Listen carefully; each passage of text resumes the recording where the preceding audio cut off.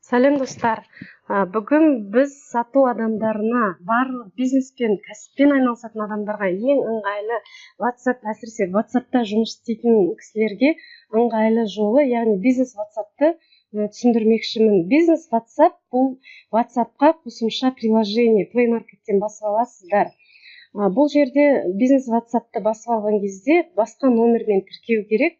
Яғни басқа номер арқылы сіз тіркеп алсаңыз, ол жерде сіздің WhatsApp'тағы контактідегі нөмірлеріңіз де шығып тұрады. Қосымша приложение болып табылады. Және памятте де көп алмайды. Яғни бұл жерде не бар? Бұл жерде көріп тұрсыздар, сіздің WhatsApp'тағы нөмірлерде шығып тұр. Мүмкіндіктері, бизнес WhatsApp'тың қазір мүмкіндіктеріне шамалы кейіннен тоқталатын боламын. Міне нөмірді былай іздеп көрсеңіз, осылайша шығарып алуға болады.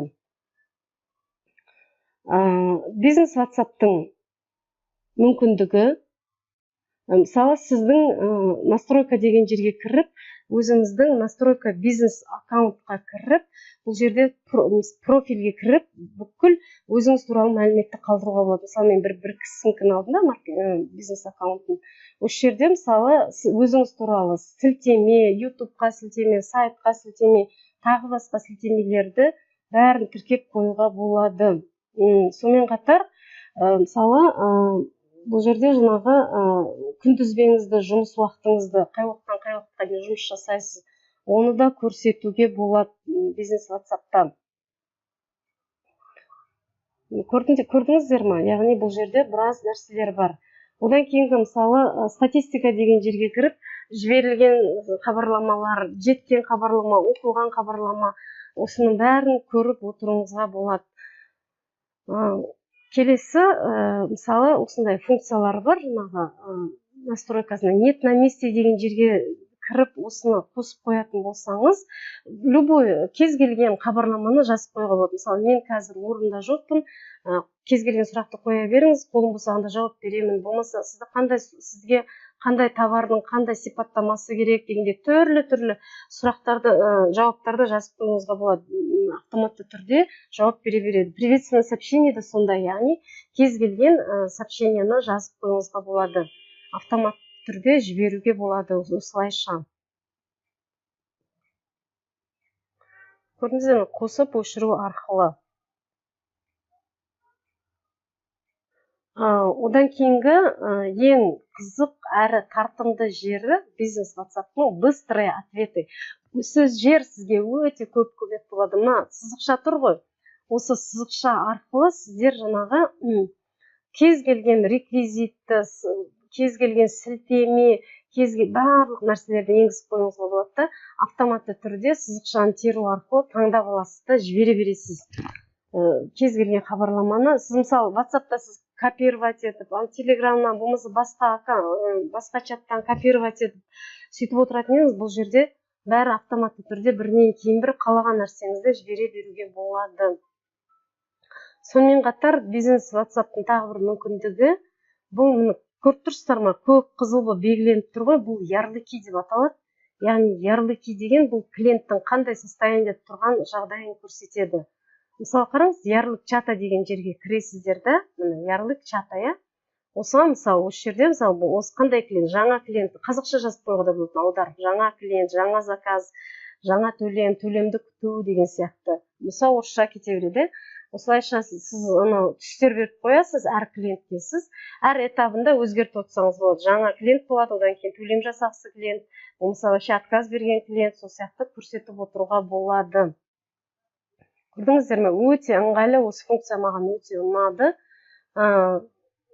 Өте көп көмек болды. WhatsApp-та сіз обычно кім екенін шатасып қаласыз, табу үшін оны неғып отырасыз, ал бұл жерде сіз суретке қарап, белгіге қарап айырып отырасыз, біліп отырасыз.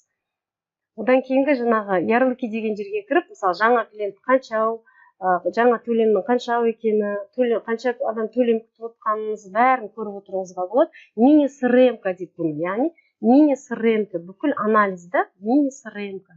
Осыны жасап алуыңызға болады.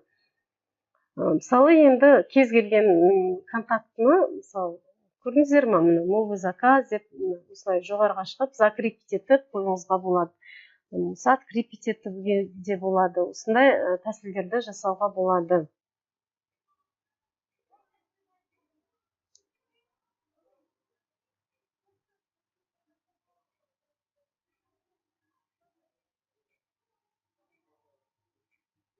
Яғни 8 сағатқа беззвукаға қоя алуыңыз болады. Бір аптаға, бір сағатқа кез келгенге қоя бересіздер. Одан кейінгі осы бизнес WhatsApp-тың тағы бір мүмкіндігі мой статус деген жерге кіріп, өзіңіздің статусыңызды жөндей аласыз. Яғни статусқа кез келген видеоны қоя аласыз, суретті қоя аласыз. Өзіңіздің бизнесіңіз туралы күнде оны жаңартып отыруға болады. 24 сағат сайын ол сақталады, Instagram сияқты жаңартып отыруыңызға болады. Көрдіңіздер ма? Осындай мүмкіндіктері бар.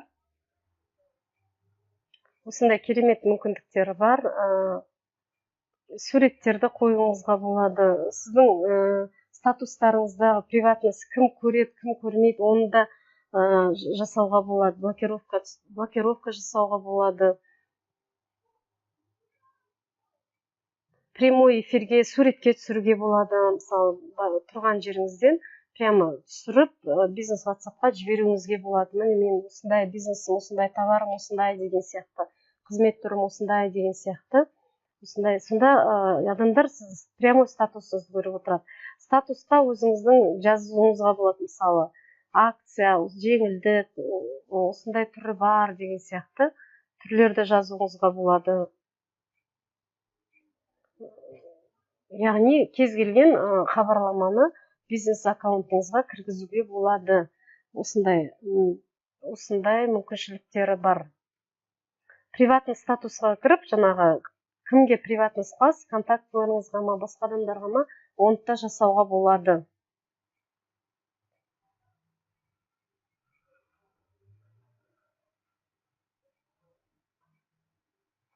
Осындай бизнес WhatsApp-тың осындай мүмкіншіліктері сіздерге сіздің бизнесіңізді адамдарға айқын қылып көрсетуге мүмкіндік береді.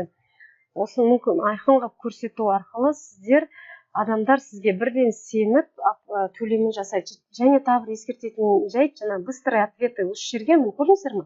Осы сызықшаны тергенде бүкіл сообщениялар шығып тұрады. Қалағанын жібере аласыз да. Осы жерге міндетті түрде удостоверениені енгізіп қойыңыздар, сол кезде адамдар сізге одан да қатты сенетін болады.